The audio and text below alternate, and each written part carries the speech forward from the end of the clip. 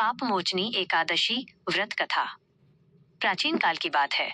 चैत्र मास के कृष्ण पक्ष की इस पावन तिथि को पाप मोचनी एकादशी के नाम से जाना जाता है। इसकी कथा कुछ इस प्रकार है। ऋषि मेधावी की तपस्या। एक बहुत ही सुंदर और शांत जंगल था, जहाँ च्यवन ऋषि के पुत्र मेधावी कठिन तपस्या में लीन थे। वे भगवान शिव और विष्णु के परम भक्त थे। उनकी तपस्या का तेज इतना अधिक था कि इंद्रदेव को अपना सिंहासन डोलता हुआ प्रतीत होने लगा। अप्सरा मंजू घोषा का आगमन।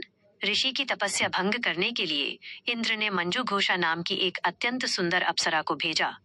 मंजू घोषा ने आश्रम के पास पहुंचकर अपनी वीणा की मधुर तान छेड़ी और नृत्य करने लगी।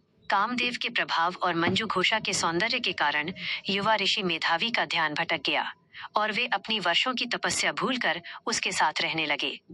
श्राप और पश्चाताप। कई वर्ष बीत जाने के बाद जब मेधावी ऋषि को अपनी भूल का एहसास हुआ तो उन्हें बहुत आत्मग्लानि हुई। उन्हें समझ आया कि उनकी तपस्या नष्ट हो चुकी है।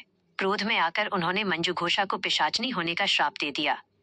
मंजू घोषा भयभीत होकर ऋषि के चरणों में गिर पड़ी और क्षमा मांगने लगी। पाप मोचनी एकादशी का व्रत। मंजू घोषा की प्रार्थना सुनकर ऋषि का हृदय पसीज गया।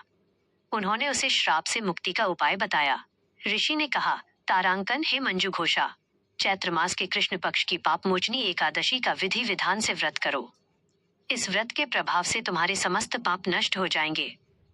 ऋषि मेधावी ने स्वयं भी अपने पिता च्यवन ऋषि की आज्ञा से इस व्रत को किया ताकि उनकी खंडित तपस्या का पाप धुल सके। श्राप से मुक्ति और मोक्ष। मंजू घोषा ने पूरी श्रद्धा के साथ भगवान विष्णु की भक्ति की, दीप जलाए और एकादशी का उपवास रखा। व्रत के प्रभाव से वह पिशाच योनि से मुक्त होकर पुनः अपने दिव्य अप्सरा रूप में आ गई और स्वर्ग लोक को प्रस्थान किया। वहीं ऋषि मेधावी के भी सभी पाप नष्ट हो गए और उनकी तपस्या पुनः जागृत हुई। समापन। भजन की पंक्तियां।